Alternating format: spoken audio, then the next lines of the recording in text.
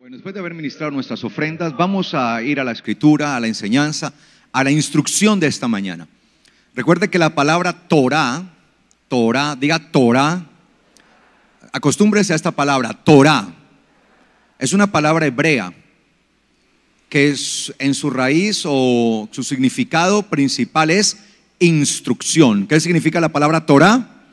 Instrucción. Comúnmente esta palabra ha sido traducida al español como ley, y no es que sea algo equivocado, ¿sí? Porque pues una ley es un edicto o un decreto dado, y se supone que uno debe seguir esa ley. Es decir, que la ley se constituye en una ¿qué? Instrucción a seguir, y quien no siga la instrucción pues tendrá que pagar las consecuencias de no haber seguido esta instrucción. Pero la palabra Torah en su significado puro, básico, es instrucción, pero usted la va a encontrar en la Biblia que comúnmente está traducida como ¿qué? Como ley. Por eso donde usted lee en su Biblia la palabra ley, por lo general aparece la palabra hebrea Torah, pero significa ¿qué? Instrucción. Y vamos a tener la instrucción de esta mañana de acuerdo a las escrituras, a la palabra. Y quiero que vayamos a Génesis capítulo 6, versículo 11, en donde continuamos nuestro estudio sobre los tiempos de Noé. Estudio que es necesario que nosotros abordemos, porque innegablemente estamos viviendo tiempos como los que vivió Noé. Noé vivió en medio de una generación tremenda, y esta generación actual es muy similar, se aproxima, ¿sí?, a la de Noé, y prácticamente está rebasándola en su pecado, rebasándola en todo lo que se está viviendo, en toda maldad. Y dice capítulo 6, versículo 11 de Génesis, dice: y la tierra se había ¿qué? Corrompido en presencia de Dios, por lo cual se llenó la tierra de violencia. Y la tierra se había corrompido en presencia de Dios, por lo cual se llenó la tierra de violencia. A Noé le tocó vivir en medio de una tierra llena de ¿qué? De corrupción. Una generación corrupta. ¿Será que nosotros estamos viviendo en medio de una generación corrupta? Y hoy estamos viviendo la corrupción a todo nivel. En todos los niveles, a donde uno voltea a mirar, hay corrupción. Pareciera que no hay nada que en esta vida se salve. Y yo lo he dicho, la corrupción es algo que mata, es una depravación que destruye al ser humano y a la sociedad. Pero si hay una corrupción que es peor, la peor de todas las corrupciones, es la corrupción que viene de la misma iglesia. Porque se esperaría por naturaleza que la corrupción viniera de ¿quiénes? De los impíos, de los que no tienen temor de Dios, de aquellos que no han conocido la verdad y que esperamos que muchos de ellos lleguen a conocer. Porque cuando son conocedores de la verdad es que pueden ser libres de tanta maldición. Por eso el Señor dijo: y conocerán la verdad, y la verdad les hará ¿qué? Libres. El conocimiento de la verdad trae libertad. Y gente que ha vivido en corrupción puede ser libre, su vida puede ser libre. Pero lo peor es aquella personas o aquella corrupción, que se ha enquistado en la iglesia. Y eso es parte de la apostasía. Y es parte de la cizaña que se ha de levantar. Y eso fue lo que le tocó vivir a Noé. Hoy, esta mañana, muy temprano estaba leyendo las noticias. A mí me gusta estar informado y leer las noticias. Y uno de sus titulares era: distrito en Bogotá, distrito tendrá que pagar más de 230.000 millones de pesos por estafa de pastor. Cuando yo vi ese titular, yo, ¿cómo así? La estafa que hizo un pastor en Bogotá. Estafó a miles de personas necesitadas con un supuesto plan de vivienda. Y resulta que las estafó, y obviamente uno diría: no, pues que pague él. Pero resulta que los demandantes, los que se vieron afectados por culpa de este hombre, demandaron al distrito por negligencia. Y ahora el distrito terminó involucrado en la estafa que hizo este hombre por más de 230,000 millones de pesos. ¿Y a quién estafó este supuesto pastor, pseudo pastor? ¿A quién? A gente pobre, muy pobre, supuestamente vendiéndoles viviendas de interés social, jugando con la necesidad de la gente, jugando con sus sueños, con sus esperanzas de poder tener una, como dicen muchos de ellos, una casita. Qué tristeza. Y no piense que yo me siento agradado venir a dar ese tipo de noticias. Antes, más bien, me avergüenza, porque yo soy pastor, porque soy un ministro del Señor. Y me avergüenza que haya hombres así, que se militan, que se dejan enredar por las cosas de ¿qué? De este mundo, que pierden el norte, pierden el rumbo, y la codicia los lleva a eso. Se les olvidó a qué fueron llamados. Fueron llamados a servir al Señor, a servir a su iglesia, a servir al altar, y se llenan de una cantidad de codicia y de una cantidad de cosas, y eso trae corrupción, porque la estafa es un tipo de corrupción, y sobre todo cuando se estafa a los más necesitados. Y esta mañana yo leía esto y decía: Señor, no puede ser. Se dejan llevar por cantidad de cosas. Porque hoy muchos ministros están dejando de ver al altar como lo que tiene que ser, servir a la iglesia, para ver el altar como un negocio. ¿Cuántos negocios nos levantamos? Y por eso usted ve una cantidad de hombres, bueno, una cantidad no, mucho, algunos de estos, porque no son todos los ministros, obviamente, son muchísimos los pastores y ministros que aman al Señor y viven de manera honrada y honesta y hacen su trabajo que deben hacer como el Señor lo ha demandado. Pero algunos se han dejado seducir y se meten a hacer una cantidad de cosas, negocios por aquí, que hay que meter esto, que viviendas, que universidades, que por acá, porque todo pareciera que lo tiene que hacer el pastor, y que la iglesia está llamada a hacer universidades, está llamada a hacer cooperativas y a darle solución de viviendas a la gente y a hacer una cantidad de cosas, cuando la iglesia está llamada, el ministro está llamado es a administrar a Jesucristo, administrar su sacrificio, administrar la palabra y enseñar a la gente la vida eterna.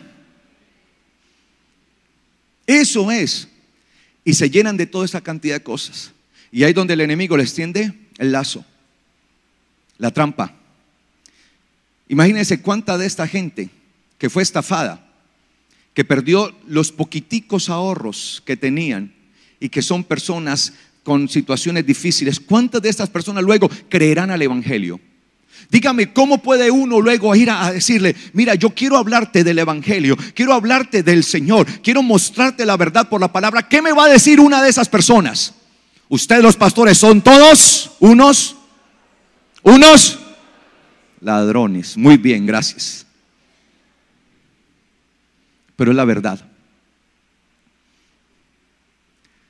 Y ponen lazo de trampa, de tropezadero a esos pequeños. ¿Sabe qué dice el Señor? Cualquiera de ustedes que haga caer a uno de estos pequeños, es mejor que usted tome una piedra, la ate a su cuello y se eche al mar. Es preferible que usted se muera antes de ir a hacer tropiezo para uno de estos pequeños. Terrible eso. Y me dolía esta mañana leer ese titular. Esta mañana, hoy, leer ese titular. Yo decía: Señor, estamos definitivamente en los últimos tiempos. Por eso el Señor le había prohibido a los sacerdotes en la antigüedad tener herencia. ¿Qué era la herencia? La herencia era una porción de tierra que tenían las personas para usufructuarla, para sacarle provecho, para trabajarla, sembrarla y de ahí sacar ¿qué? El provecho económico. Los sacerdotes no tenían derecho a tener tierra para usufructuarla. Sí tenían lugar donde vivir, tenían una heredad para vivir, para reposar, y ahí estaban ellos en sus casas con su familia, pero les estaba prohibido trabajar en lo que no fuera la obra de Dios. La obra de Dios. Porque fueron seleccionados para eso. Porque nadie puede servir a dos señores, nadie. Porque amará al uno y aborrecerá al otro. Y precisamente el ejemplo el Señor lo pone ¿con quién? Con las riquezas. Nadie puede amar a las riquezas y al Señor, porque si yo me enredo con los negocios de esta vida, otras cosas, pues lo más probable es que yo luego voy a ver con desdén el ministerio, porque lo más probable es que lo de allá empiece a ser ¿qué? Más productivo para mí. Por eso cuando yo decidí ser ministro, renuncié a todo lo que hacía y le dije, Señor, le dije públicamente, le dije, Señor, hoy, Señor, te pido que me hagas inútil para cualquier trabajo que no sea tu obra. Porque si me llamaste, Señor, para esto, es para eso que me voy a dedicar. Y no voy a poner mi mirada en hacer negocios. Y a uno le llegan como pastor, mira, pastor, le tengo el negocio. Acá está este negocio, mire, vamos a hacer esto. Y me han querido involucrar en negocio. Le digo, no, yo soy ministro y me dedico solamente a administrar las cosas del Señor. Soy inútil para lo demás. Ahora si usted quiere perder su plata, entonces métase conmigo y así los alejo. Porque yo soy inútil, me declaré en el nombre del Señor inútil para lo demás, solo útil para su obra, para lo que Él me llamó. Si no, entonces ¿para qué me salí de allá? Si quería estar allá, trabajando en lo secular, allá donde el Señor me estaba bendiciendo, entonces ¿para qué me salí? Si estando acá me iba a volver para allá. Por eso ninguno que pone su mano en el arado, ¿sí? Ninguno dice, es útil para el reino de los cielos si voltea a mirar hacia atrás. Porque la persona que ponía su mano en el arado tenía que marcar el punto de orientación, ¿sí? El horizonte, el punto. Allá había un punto y empezaban allí. Y si ese punto se le perdía, luego entonces el arado quedaba torcido y había que volver a hacerlo. Trabajo perdido. Por eso no podían descuidarse. Allí estaba el punto de referencia. Tenían que llevarlo. Allí está, y allí iban y araban y araban. Y en el momento que se descuidaban, cuando volvía, ya se le habían perdido los puntos. Por eso, si uno pone la mano sobre el arado como ministro, es a eso que se debe dedicar. Qué peligro con estos ministros que se dedican a hacer negocios alternos a lo que han sido llamados a ser ministros del Señor. Y hoy se está viviendo mucho esto, porque muchos están deseosos ¿de qué? De dinero.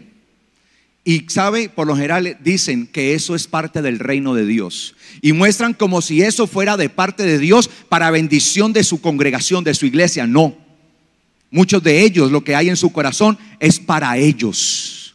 Y por eso usted los ve que se enriquecen. Y mira el problema de este pastor hoy en las noticias. Y ahí está en el tiempo, usted lo puede leer.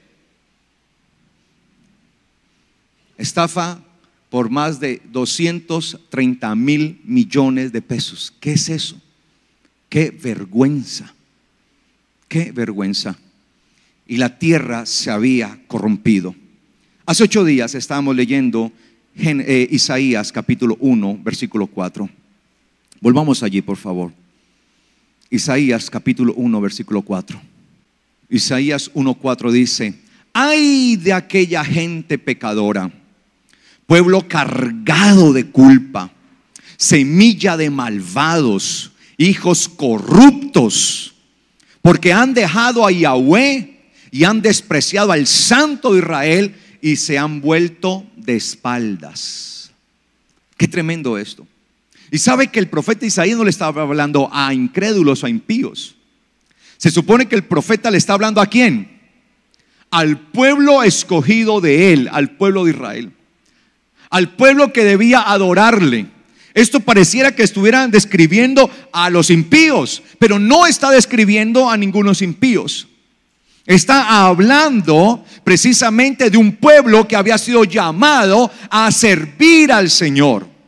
Y hoy nosotros estamos reescribiendo la historia y estamos llamados como pueblo de Yahweh, como pueblo del Señor, del Mesías Yeshua. Estamos llamados a marcar la diferencia. Pero lamentablemente la iglesia, la llamada a ser luz del mundo, está en medio de esa situación también.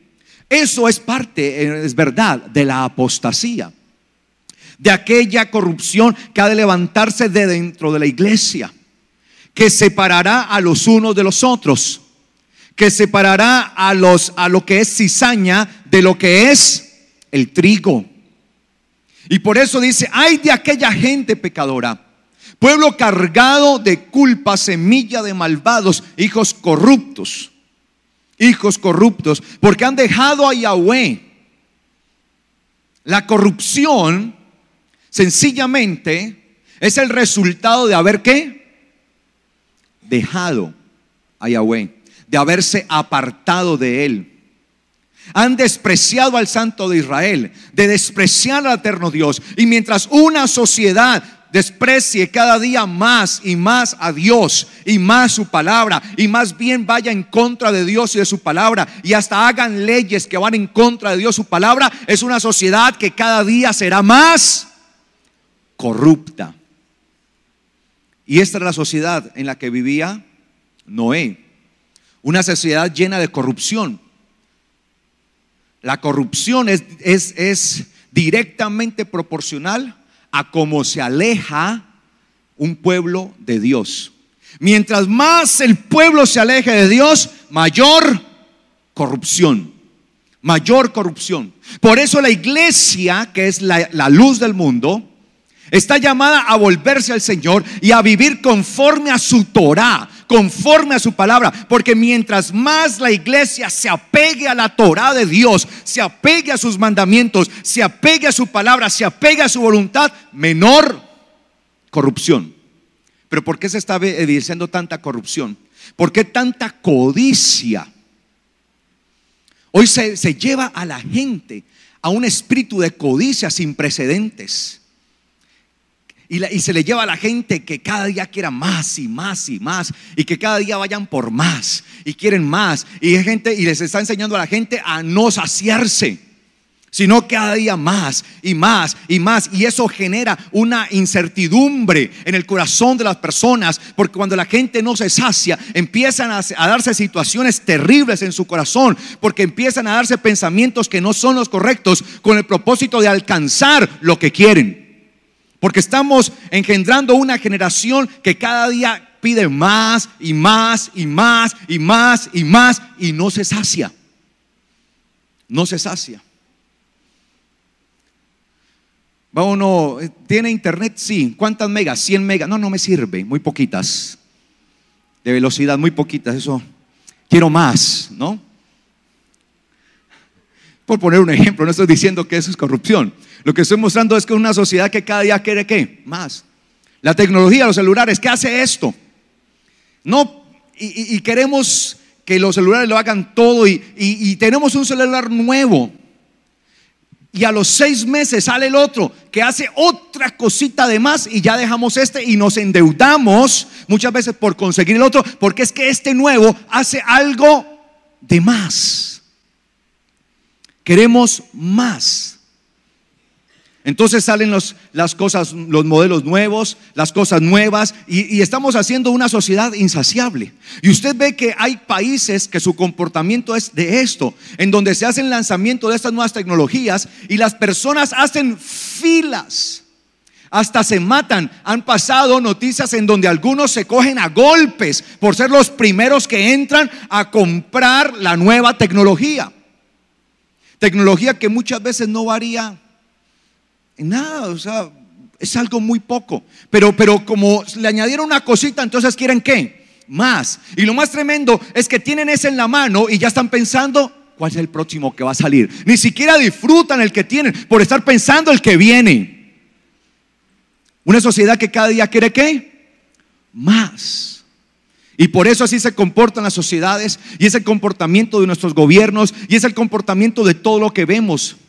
Y por eso acumulan y acumulan riquezas muchos, tras sí empobreciendo a otros, porque vivimos en un mundo que no se tiene misericordia.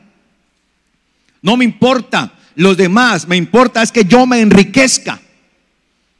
No me importa hacer lo que sea, pero yo quiero el poder, quiero las riquezas, quiero tener esto, y no importa a cuántos me tenga que llevar por delante. Y eso es símbolo de ¿qué? De corrupción.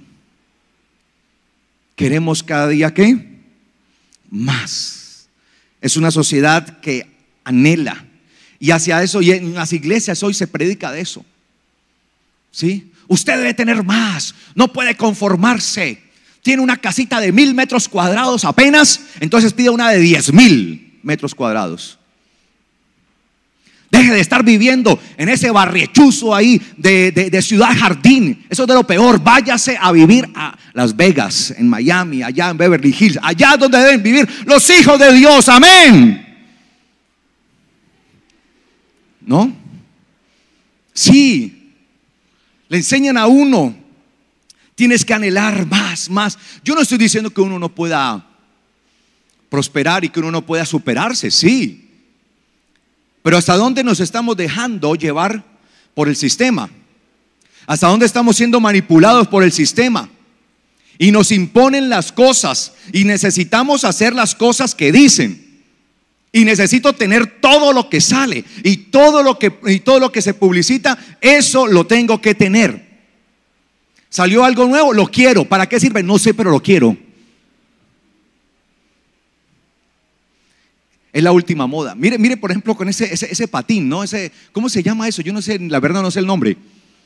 Una patineta eléctrica, gracias, sí. Una patineta eléctrica. El furor, ¿no? Todo el mundo. Y eso por allá, por la casa. Yo veía mucha gente ahí en diciembre, todos con su patineta. Y yo, yo no tengo mi patineta. Y yo era allí. Señor, soy pobre. Todos tienen patineta, menos yo. ¿Qué van a decir los vecinos? ¿Eso para qué? Pues le evita a uno la caminada. ¿Sabe qué mentalidad se está formando ahí? La de la pereza, obesidad. Porque el caminar es bueno. Para eso fue diseñado el ser humano. El ser humano no fue diseñado para andar en una patineta ahí. Y no, que hasta un cura, ¿no? Usted no ve a un cura ahí en patineta. No, pues yo también. ¿Por qué no se me ocurrió esa idea a mí? Venirme en patineta acá. ¿Qué es eso? Y costosísimas.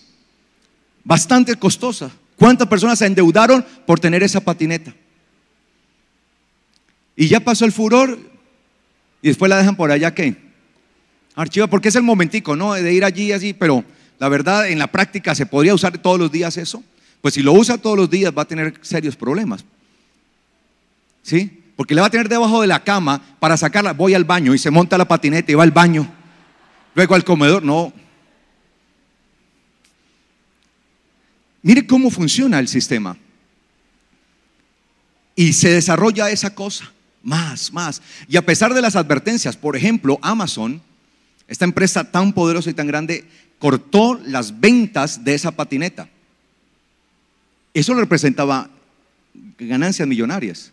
Sin embargo, hubo una responsabilidad allí en su actuar de Amazon, porque se comprobó que estas patinetas tenían un defecto en su batería que exponían la vida de las personas. Y se lanzó una alerta mundial. Sin embargo, usted veía a la gente comprando eso, y fue el regalo más vendido en el mundo en diciembre, el más vendido en el mundo, con tal de tenerlo, porque queremos más. Entonces se enseña a una sociedad a querer más. Entonces cuando ya se me acaban las opciones legales de obtener más, entonces empiezo a pensar de manera ilegal. Bueno, ¿cómo hago para aumentar? Quiero más. Y eso es lo que se denomina gente pecadora, gente cargada de culpa, semilla de malvados hijos de corrupción, porque han dejado a Yahweh. Por tanto, la corrupción es el resultado de apartarse, de dejar a Yahweh. ¿Qué es la corrupción? Es el resultado de apartarse de Dios. Cuando hablamos de corrupción, entonces estamos hablando de una sociedad que se ha apartado de Dios. ¿Será que nuestra sociedad en la que vivimos actualmente es una sociedad corrupta? Muchísimo. Significa que es una sociedad que se ha apartado extremadamente de Dios. Por eso el creyente está llamado cada día a volverse al Señor. Cada día nos volvemos más hacia Él, vamos hacia Él, vamos en pos de Él, caminamos en pos de nuestro Dios. Cada día es un día que nos acercamos más a Él. El día de hoy usted tiene que dar un paso más de fe para acercarse a su Creador, y mañana tiene que dar un paso más, y cada día acercarnos más. Y mientras más nos acerquemos, más limpios seremos, más puros seremos, más perfectos, más sensatos, y no seremos víctimas del sistema, de tal manera que el sistema nos lleve y nos arrastre con él. Porque la realidad es que vivimos en este mundo, y obviamente este mundo pesa, ¿sí o no? Y ejerce un peso tan tremendo, y tiene un poder, una influencia tan tremenda, que a veces lo quiere arrastrar a uno, ¿o no? ¿Sí o no? ¿O solamente me pasa a mí? A ver, ¿dónde está? ¿Les ha pasado, sí o no? Y los que no levantaron la mano, entonces enséñenme cómo. ¿Sí? No los voy a poner a predicar acá. Es que esto lo quiere arrastrar a uno. Hijos corruptos. Mire que la sociedad que vivió entonces Noé, dice que era una sociedad que se había ¿qué? Corrompido. Una sociedad que estaba totalmente alejada del Señor. Una sociedad que no vivía de acuerdo a la palabra. Una sociedad que se había alejado tremendamente del eterno Dios. Y eso es lo que hoy estamos viviendo, mis amados. Por eso es que vivimos en medio de una sociedad tan corrupta, una sociedad que se ha corrompido grandemente, ya sin ningún tipo de escrúpulo. Vivimos hoy. Y la palabra, esa palabra corrupción que aparece allí, yo le decía hace 8 días, esa palabra corrupción en hebreo, la palabra shahat, en hebreo, shahat, corrupción, es la palabra que comúnmente en hebreo se usa para decir que algo está arruinado o destruido. Shahat, porque la corrupción, ¿qué trae? Destrucción, ruina. La palabra shahat, algo destruido o arruinado, que se encuentra en ruinas. Y por eso es lo grave de la corrupción, que no solamente es una demostración de que estamos apartados de Dios, que le hemos dado la espalda a Dios, sino que la corrupción trae consigo mismo ¿qué? Ruina. Una de las revistas más prestigiosas en Colombia, la revista Semana, el día de ayer publicaba, decía, Colombia empobrecida, y se muestra cómo en los últimos años, ¿sí? Estos últimos recientes años, Colombia se ha empobrecido tremendamente, pero tremendamente, ha perdido su valor. El valor de Colombia calculado, ¿sí? Como tal, se ha depreciado Colombia en más del 25%. Esto demuestra lo corrupto que es el gobierno. Por eso yo no puedo creer en un gobierno como estos, porque entiendo por la palabra, como tengo discernimiento de la palabra, entiendo que es un gobierno que cada día se aleja ¿de quién? De Dios, porque la corrupción es el resultado ¿de qué? De alejarse de Dios. Por tanto, yo no puedo apoyar un gobierno que cada día se aleja más de Dios, porque si yo lo apoyo, también me estaré ¿qué? Alejando de Dios. Y hay personas que se molestan porque uno como ministro habla eso, como si uno no pudiera hablar de eso. ¿De qué quiere que hable? Acá yo vivo en otra galaxia. Yo vivo en esta tierra. No vivo en Suiza. No vivo en Israel. Vivo en Colombia, gloria a Dios por esa grande bendición, ese gran privilegio. Y soy colombiano de cepa. Y le doy gracias al Señor, a pesar de mis raíces judías, a pesar de la ascendencia que tengo con raíces judías, soy colombiano y le doy gracias a Dios por Colombia. Y aquí estoy y aquí me quedo hasta que el Señor me lo diga. Porque amo este país y me duele lo que veo. Y como ministro tengo el deber de, por la palabra, entender lo que está sucediendo. Amén. Y poderles guiar. Entonces, mis amados, estamos viviendo una situación tremenda. Ahora, no solo en Colombia, esto es a nivel ¿qué? Mundial.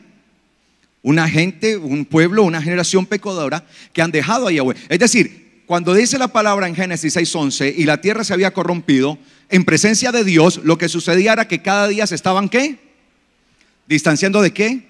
De la presencia de Dios. La corrupción se genera por el distanciamiento del hombre de Dios, se distancia. Nos distanciamos. Han despreciado al Santo de Israel y le han vuelto sus espaldas. Claro, volver sus espaldas significa alejarse. Ahí está el Señor, por decir algo, por poner una orientación. Acá está el eterno Dios. ¿Yo qué hago? Doy mi espalda y me voy alejando.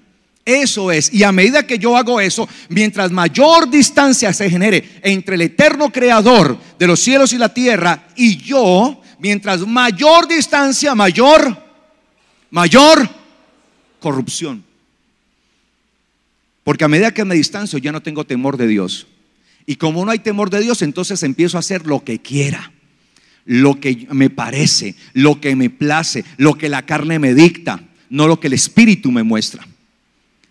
Porque el Espíritu es dado por el Señor y Él obra sobre aquel que está a Él. Mientras yo más me aproximo al Señor, si yo me aproximo a Él y me encamino hacia Dios, mi camino se encamina hacia Él, mis pasos van en dirección del eterno Dios, yo voy buscando más su presencia y me acerco a Él, entonces su Espíritu ejerce mayor influencia sobre mí, su Espíritu me guía, su Espíritu me sustenta, su Espíritu me muestra la verdad y estoy siendo guiado en verdad, estoy siendo guiado en justicia, ya no en corrupción, sino en la justicia de Dios.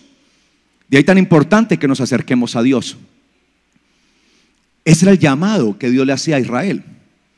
Cuando el Señor le dice, vuélvanse a mí y yo me volveré a ustedes, ¿qué les está diciendo? Dejen de ser corruptos.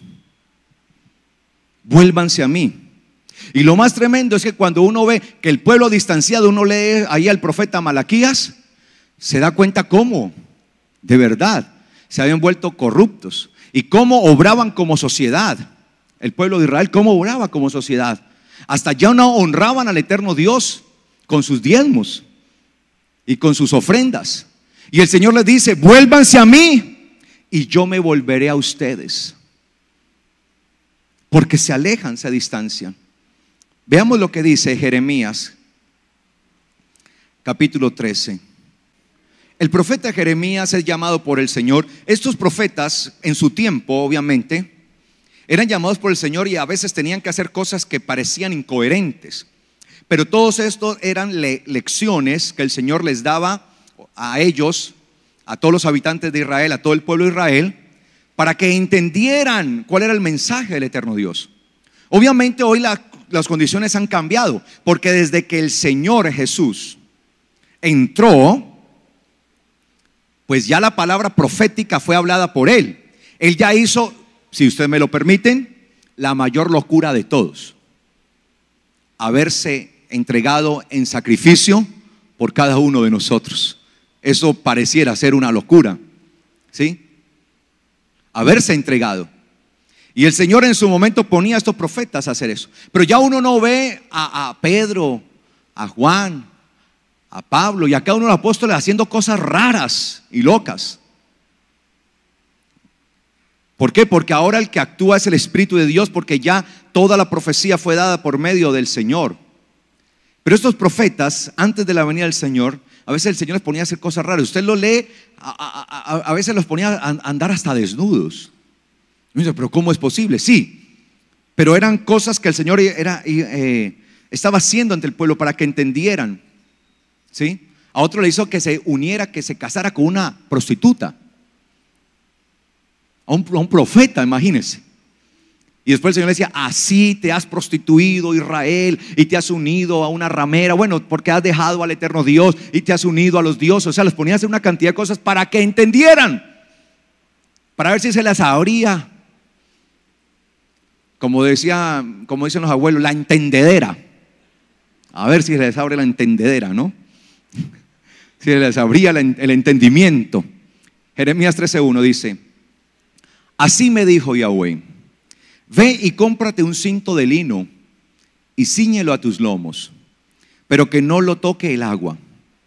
Compré pues el cinto conforme a la palabra de Yahweh y lo ceñí a mis lomos. Y vino a mí la palabra de Yahweh por segunda vez diciendo: toma el cinto que has comprado, que está en tus lomos, y levántate y ve al Éufrates y escóndelo allá en una hendidura de la peña. Fui pues y lo escondí junto al Éufrates, como Yahweh me había mandado. Y al cabo de muchos días me dijo Yahweh: levántate, ve al Éufrates y toma el cinto que te mandé esconder allí. Fui pues al Éufrates y cavé y tomé el cinturón del lugar donde lo había escondido, y aquel cinturón se había, ¿qué dice su Biblia? Corrompido. Algunas Biblias dice podrido, escuché.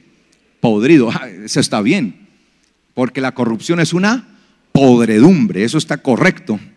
Se había corrompido, shahat, y ya no servía para nada. ¿Para qué sirve algo que se corrompe?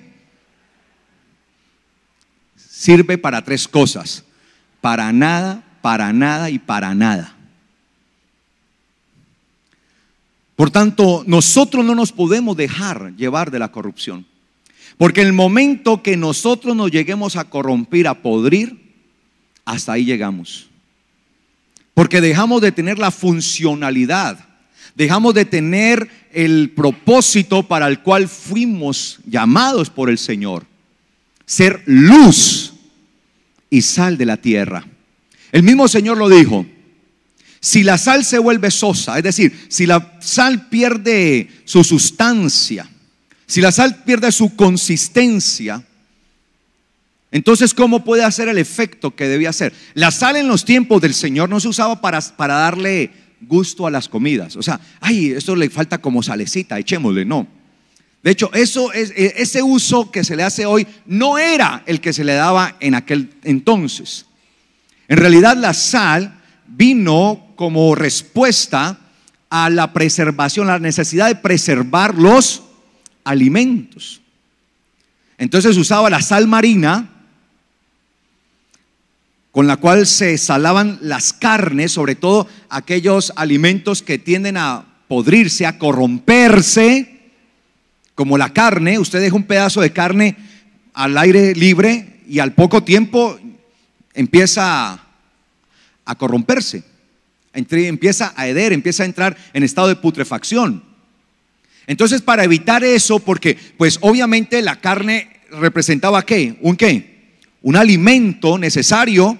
Entonces usaban las sales para llenar de sal las carnes, y así las preservaban, sobre todo en los tiempos de calor, de verano. Cuando llegaba el invierno, pues era un poco más diferente, porque las mismas bajas temperaturas muchas veces ayudaban que los alimentos se preservaran por más tiempo. Pero ante la época de verano era mucho más difícil, y los alimentos, sobre todo las carnes, tendían a podrirse rápidamente. Entonces usaban las sales para esto. Y obviamente pues cuando las comían, pues la mayoría de estas carnes estaban ¿qué? Saladas. Y de ahí parece ser pues que la necesidad después del ser humano de estar salando todo. A mí casi no me gusta comer las comidas con mucha sal. Sí, yo soy poco amigo de la sal, no me gusta sentirla tan. Pero la sal era usada para esto en la antigüedad, para evitar que los alimentos se corrompieran, se pudrieran. Es decir, que la iglesia está puesta como ¿qué? Como sal de la tierra. ¿Qué somos nosotros? Sal de la tierra. Pero no vaya a ser como un predicador un día, que el predicador se paró y inspirado allí dijo: nosotros debemos ser la sal de la tierra, tal como lo fue Abraham. Así como el Señor le dijo a Abraham: sal de tu tierra y de tu parentela. Imagínense qué interpretación tan rara, ¿no? Nosotros somos la sal, ¿sí? Que preserva, que ayuda a preservar. Pero si la misma sal se corrompe, ¿cómo la sal podrá ayudar a preservar lo que está afuera? Afuera hay muchas almas que están bajo la influencia del maligno. Así como un día lo estuvimos, ¿quiénes? Nosotros.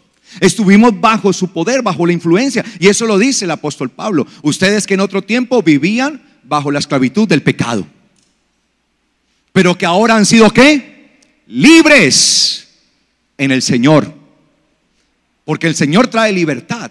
Y nosotros vivíamos así. Y así hay muchas almas que están bajo esa influencia. Y son almas que deben ser rescatadas, porque si no son rescatadas terminarán pudriéndose, terminarán corrompiéndose. Y nosotros somos esa sal. Y por tanto, cuando nosotros vamos y llevamos el evangelio, lo que estamos haciendo es salar a la persona, salar el alma, de tal manera que esa alma tenga la oportunidad, tenga la posibilidad de volverse al Señor y de no corromperse, de no ser corrupta. Pero si nosotros mismos nos estamos corrompiendo, si nosotros mismos nos estamos pudriendo, ¿cómo nosotros vamos a ayudar a que otro salga adelante? Más bien, cuando vayamos a llevar la palabra, si nos estamos corrompiendo nosotros mismos, lo que hacemos es ayudar a corromper mucho más rápido al otro. Por eso la necesidad de hablar y de enseñar la palabra correcta. Enseñar lo que dicen las escrituras, no tanta revelación como la que supuestamente hoy se da. Hoy la gente, muchos predicadores tienen que recurrir a sus supuestas revelaciones porque ya no tienen que predicar, porque no entienden las escrituras. Y cuando uno no entiende las escrituras, cuando uno no tiene discernimiento de lo que dicen las escrituras, es donde le toca empezar a inventar. Y qué mejor que inventar diciendo: Dios me reveló.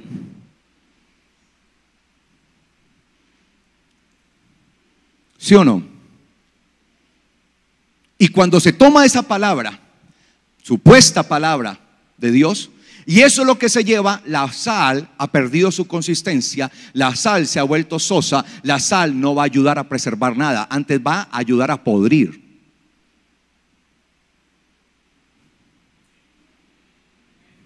Amén. ¿Está muy duro esa enseñanza de hoy o qué? Es que no, ya estamos acostumbrados, pastor, tranquilo.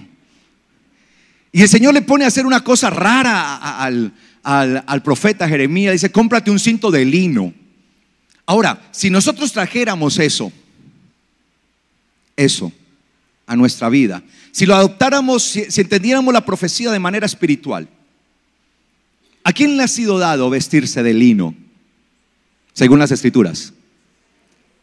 ¿Qué dice Apocalipsis?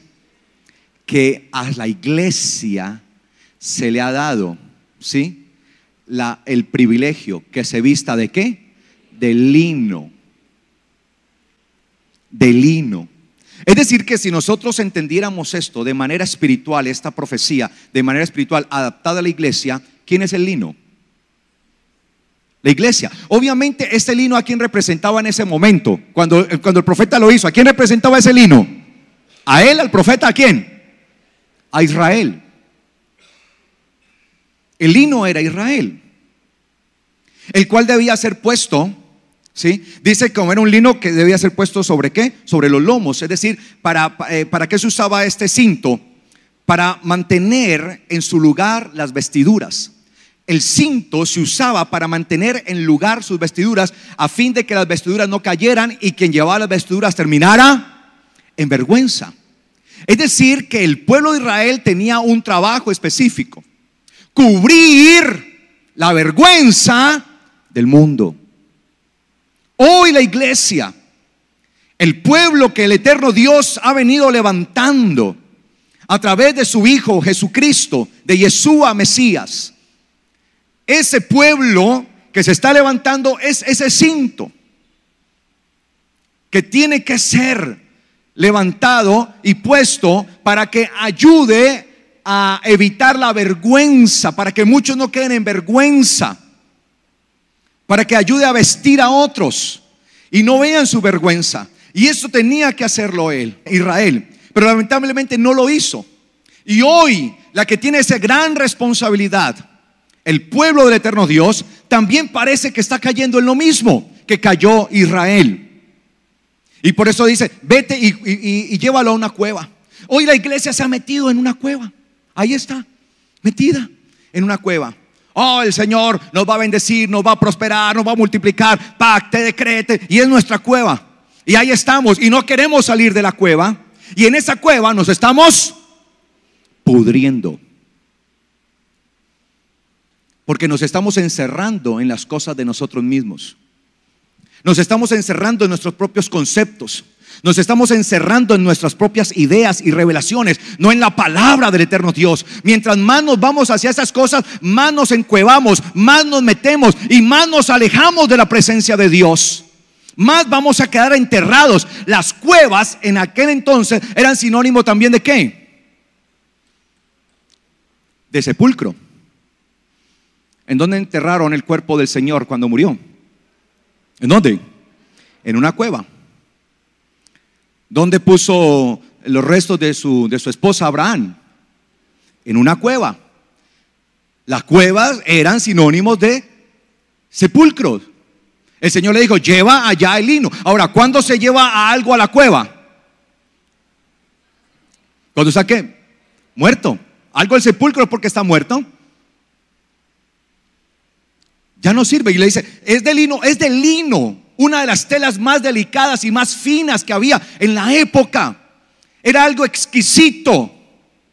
Pero ¿de qué sirve estar vestido de lino si se está muerto? Ve, llévalo a la cueva, ponlo allá. Fue, lo compró. Ahora la iglesia ha sido ¿qué? Comprada, porque dice: ve y compra, ¿no? Le dice: cómprate un lino. ¿Quién compró la iglesia? El Mesías. Cómprate un lino. Allí ve a una cueva, mételo a la cueva, el cinto. Y Jeremías fue, así lo hizo, allá fue y metió a la cueva el cinto.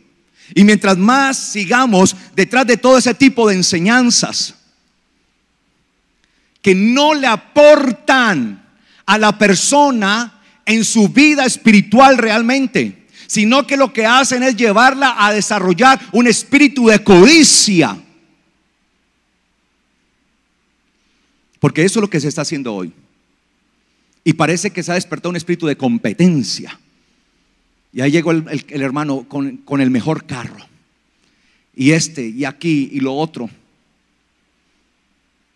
Yo he conocido personas de congregaciones que por competencia, que por ganarse un puesto en los 12, sí, que porque yo conocí una persona que por ganarse el puesto de los 12 del pastor general, se metió una endeudada tremenda para poderse comprar un superauto, porque el pastor le dijo que todos sus 12 tenían que dar testimonio, y uno de testimonio era en qué carro llegaban, que no podía llegar en cualquier carrito, que tenía que tener un Mercedes, un Audi. Y se metió en la endeudada más grande del mundo, solo para demostrar que tenía la capacidad de pertenecer a los 12 del pastor. Y vaya a ver el problema en que se metió. Su empresa, sus negocios, todo lo perdió por pagar un carro de 200 millones de pesos.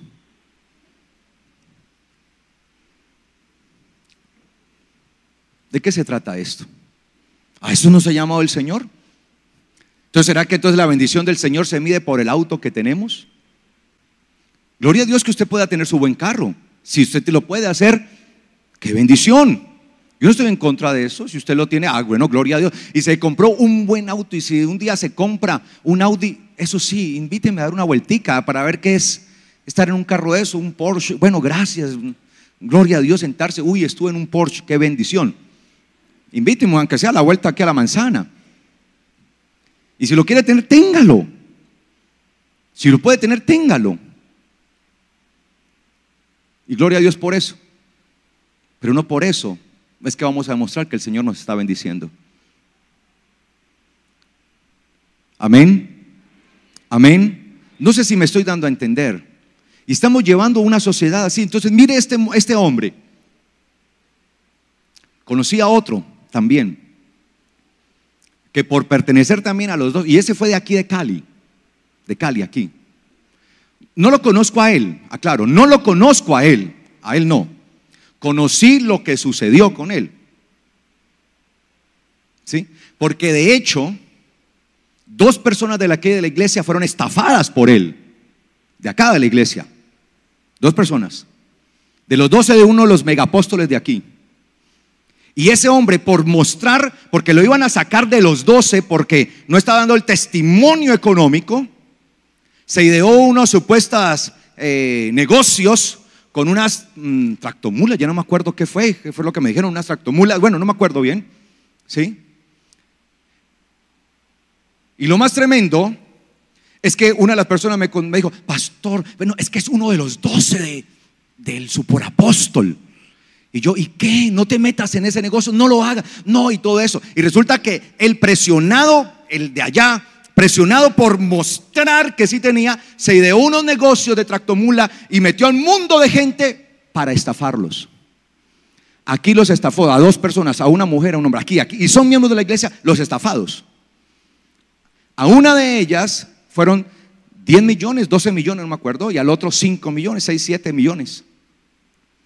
Y así hizo esto, porque necesitaba dinero. Y como necesitaba dinero, buscó la forma de estafar. Yo le he dicho a ellos: demándelos. No han querido demandar. Demándelo. No han querido demandar. Bueno, no han querido demandar. Y el otro se ideó la estafa para poderse comprar y poder mostrar que era digno de pertenecer a uno de los 12 de aquel hombre. ¿A dónde estamos llegando? Pero le digo, mire lo que sucede. Por eso yo les hablo. ¿Por qué? Usted dirá: ¿por qué yo critico tanto? No es que yo critique, advierto que es otra cosa. Y advierto porque precisamente soy testigo. Como soy el pastor, me toca que estar recibiendo consejerías, me toca que estar escuchando una cantidad de cosas y conociendo una cantidad de casos, y me doy cuenta cómo personas han hecho estafa y aún personas de la misma congregación han salido víctimas. Y por eso es que hago eso, porque es que se esconden detrás de esa máscara, detrás de esa careta. Se esconden y ahí están. Y las 2 personas de la iglesia necesitando, soy testigo, necesitando la plata. Yo digo: no puede ser, Señor. Y el otro allí descaradamente les robó toda la plata. No solamente ellos 2, a un mundo de gente, para tener los recursos para mostrar que es digno de ser de los 12 de aquel. Entonces, cuando yo hablo con esa efervescencia, no es que yo les tenga envidia. ¿Usted cree que yo voy a envidiar eso? ¿Usted cree que yo voy a envidiar ser corrupto? Lo hago porque me duele de ver la situación, que usan la palabra, usan al Señor, usan una cantidad de cosas para dañar a otros.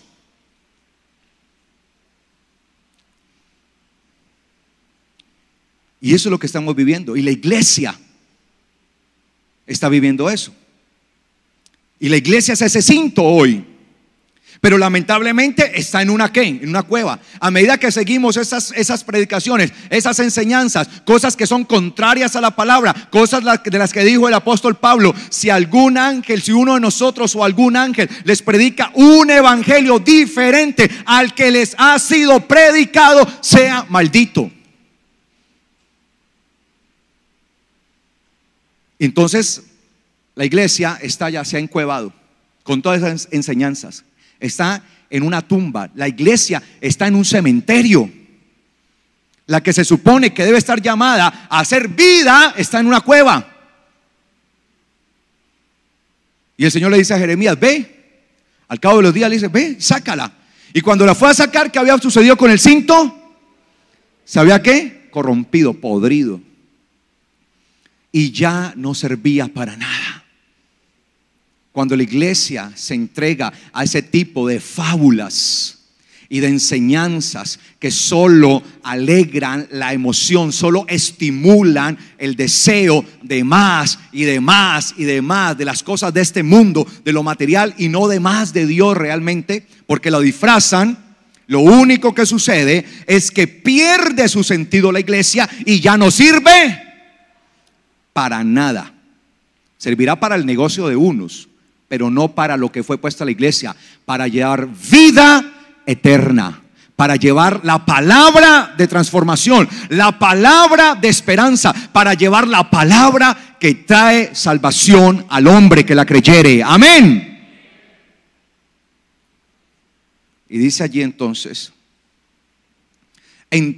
tuve revelación de Yahweh que decía: así dice Yahweh, así reduciré a corrupción la soberbia de Judá y la gran soberbia de Jerusalén.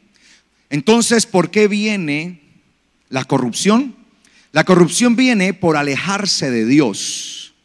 Pero el alejarse o el distanciamiento de Dios se produce ¿por qué? Por la arrogancia y la altivez del hombre. La corrupción es el resultado, entonces veamos, la corrupción es el resultado ¿de qué? De apartarme de Dios. ¿Qué es la corrupción? El resultado de apartarme de Dios. Y la corrupción trae consigo misma ¿qué? Ruina, muerte, destrucción. Entonces la corrupción es el resultado de apartarme de Dios. Mientras más me aparto, más corrupto.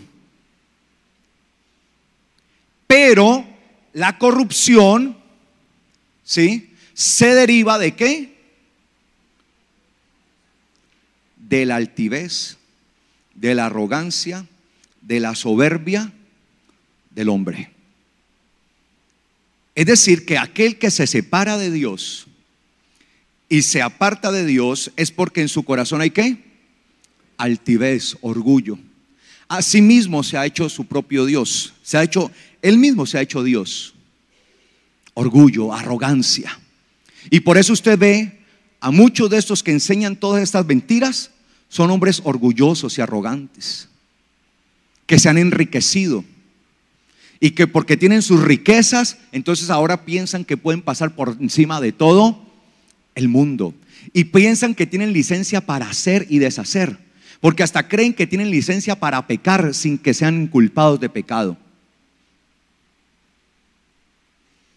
Mire ese hombre, por ejemplo, en Pasto, en Nariño, que ese pseudopastor que se había enriquecido. Un hombre con mucho poder. De hecho, ya salió, ya lo dejaron libre. Tiene tanto poder económico que contrató el mejor pool de abogados en Colombia y ya quedó libre. Ese hombre que tomaba a algunas mujeres de la iglesia y no las violaba, porque en realidad él no usaba la fuerza, pero sí usaba algo que se llama coerción. Y la coerción es el uso de la autoridad que alguien tiene sobre otro para hacer o buscar su propio beneficio sobre el otro. Entonces, como pastor yo tengo autoridad sobre ustedes, ¿o no? ¿Sí o no? Sí, yo soy consciente de eso. Entonces, como sé que yo tengo autoridad y soy la autoridad de ustedes, la autoridad espiritual, entonces por eso debo medir muy bien mis pasos, porque sé que yo ejerzo influencia sobre su vida y no puedo usar esa influencia de manera indebida para sacarle provecho para mí mismo. Y este hombre allá en Pasto, en Nariño, se me olvida el nombre de ese fulano, de ese pseudopastor, Gámez, eso. Fue noticia nacional o no. ¿Alguien si vieron esa noticia? Levanten los que vieron la mano para saber si saben de qué estoy hablando. Y antes de subirse a la plataforma,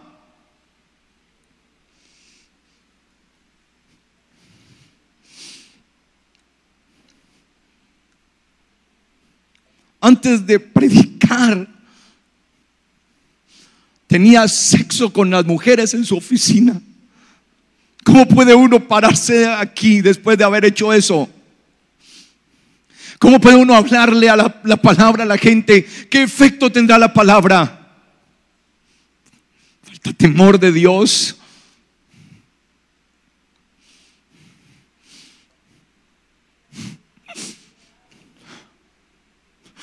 Falta mucho temor de Dios.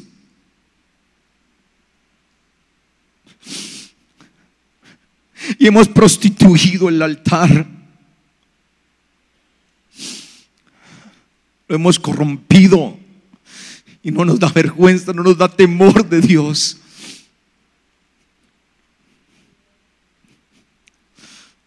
usar lo que es sagrado, usar lo que da vida para maldición de otros. Y esa es la realidad que hoy vemos y que hoy vivimos.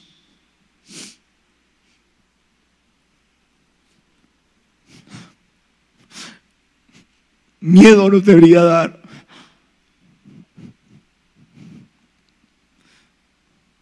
De vivir una vida de esa manera delante del Señor. Como iglesia hemos sido llamados a ser el cinto de la verdad.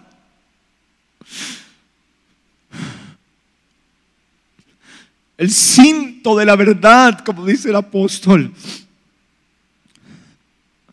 cuando habla de la armadura del Señor.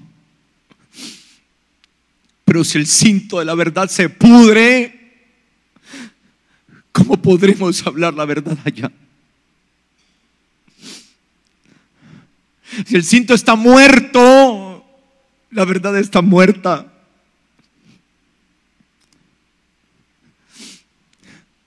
Y es nuestra gran responsabilidad,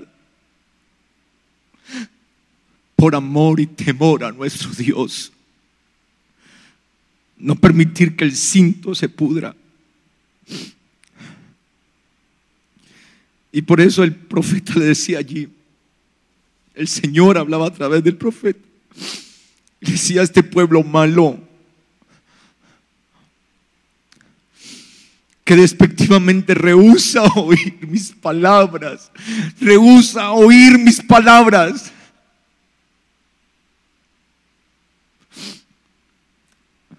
La corrupción viene como resultado de esa oposición a la palabra de Dios. Rehúsa oír mis palabras cuando el Señor nos ha llamado y nos dice: oye pues mi palabra, oye pues mi palabra.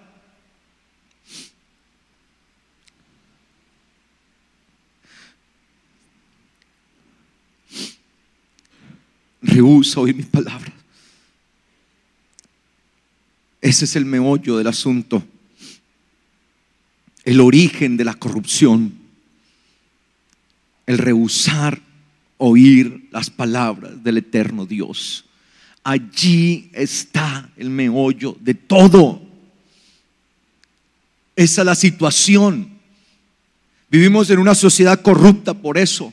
Y la iglesia misma se corrompe por eso, porque rehusamos oír la palabra de Dios. Y no queremos oír su palabra, más bien nos inventamos nuestras propias palabras. Y nos rehusamos, nos oponemos a oír la palabra de Dios. Este pueblo malo que despectivamente rehúsa oír mis palabras, que anda en la dureza de su corazón, yendo detrás de otros dioses para servirlos y postrarse ante ellos, vendrá a ser como este cinto que ya no sirve para nada. ¿Será que nosotros vamos a llegar a eso? A reducirnos como un cinto podrido.